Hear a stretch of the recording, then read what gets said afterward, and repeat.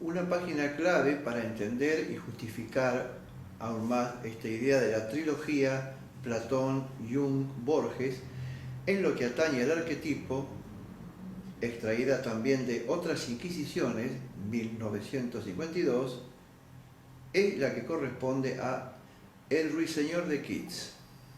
Veamos qué dice Borges en este jugoso ensayo. Dice: Keats había escrito que el poeta debe dar poesías naturalmente, como el árbol da hojas. 2 o 3 horas le bastaron para producir esas páginas de inagotable e insaciable hermosura que apenas limaría después. Su virtud, que yo sepa, no ha sido discutida por nadie, pero sí la interpretación. El nudo del problema está en la penúltima estrofa. El hombre circunstancial y mortal se dirige al pájaro que no huellan las hambrientas generaciones, y cuya voz, ahora, es la que en campos de Israel, una antigua tarde, oyó Ruth la moabita.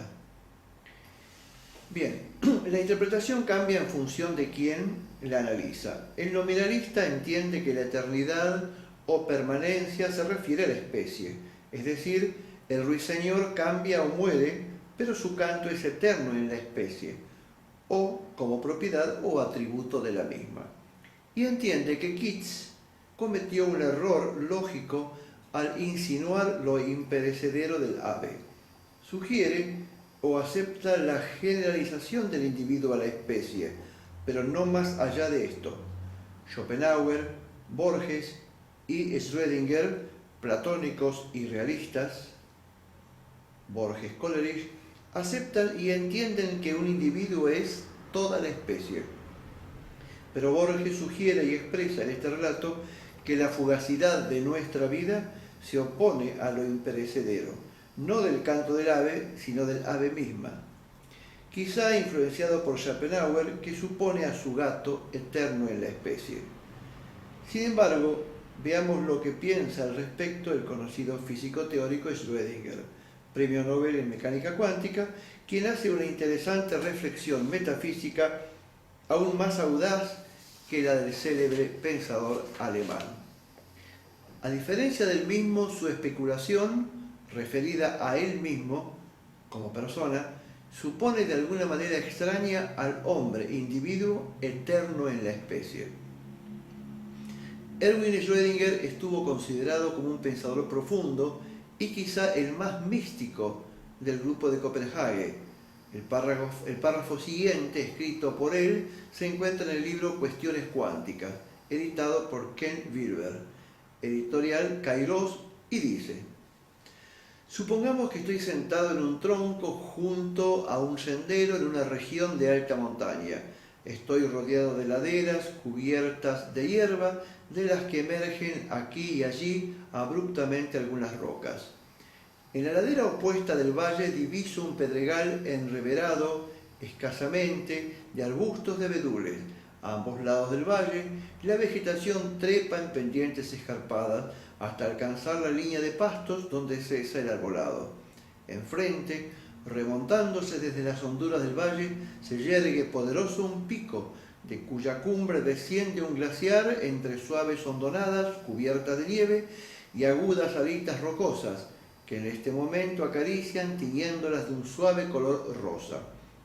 Los últimos rayos del sol poniente, destacándose todo ello en maravilloso contraste sobre el fondo azul, pálido y transparente del cielo.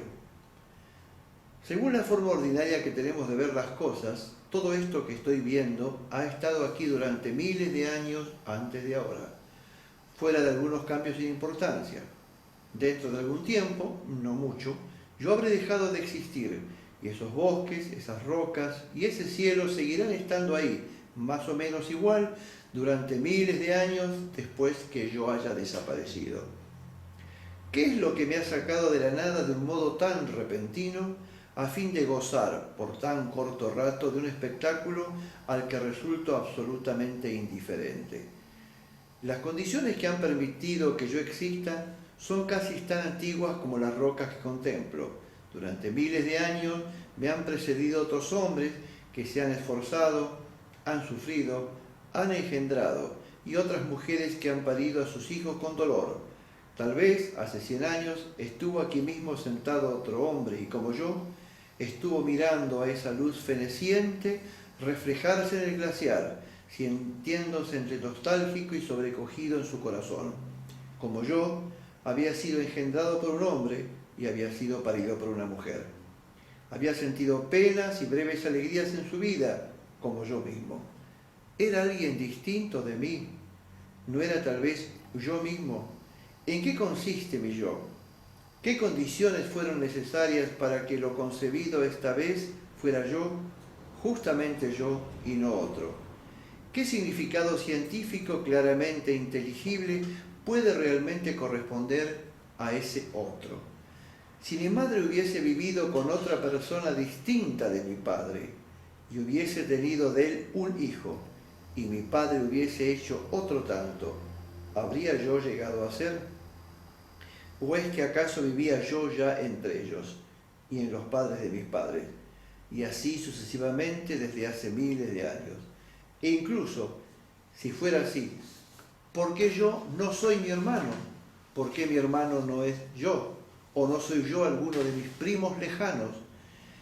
¿Qué es lo que justifica el que nos empeñemos tan obstinadamente en descubrir esa diferencia? La diferencia entre mi propio yo y los demás, cuando objetivamente lo que hay en todos es la misma cosa. Hasta aquí el escrito de Schrödinger. He resaltado en negrita esta idea, en mi escrito, que la considero, esta última idea, una generalización de la idea de Kitz y el pensamiento de Schopenhauer. Repito, el último párrafo, el que he resaltado, ¿qué es lo que justifica el que nos empeñemos tan obstinadamente en descubrir esa diferencia, la diferencia entre mi propio yo y los demás, cuando objetivamente lo que hay en todos es la misma cosa? Bien, ¿no es este comentario extraño a lo que pensaron y expresaron prácticamente todos los representantes del brillante grupo de científicos de raigambre metafísica, pensadores liderados por Niels Bohr? Físicos matemáticos eran, y sin lugar a dudas, dentro de la clasificación Borges-Coleridge, platónicos por excelencia. Entiende Borges que el inglés es nominalista por excelencia. Sin embargo, no es esta para él una incapacidad del mismo para moverse en abstracciones, sino una adherencia al individuo como contraposición al Estado, o mejor aún, a la especie. Supone el escritor que el conocido esse percipi de Berkeley es, en definitiva, una consecuencia de este nominalismo. Sugiere Borges que la disyunción Platón-Aristóteles o realismo-nominalismo es, al menos en este aspecto, excluyente, una marca de nacimiento, y lo prueba al comentar la intuición de Kitz, que pudo entender esta sutileza del espíritu griego sin ser un conocedor profundo del tema. Por último, un comentario personal.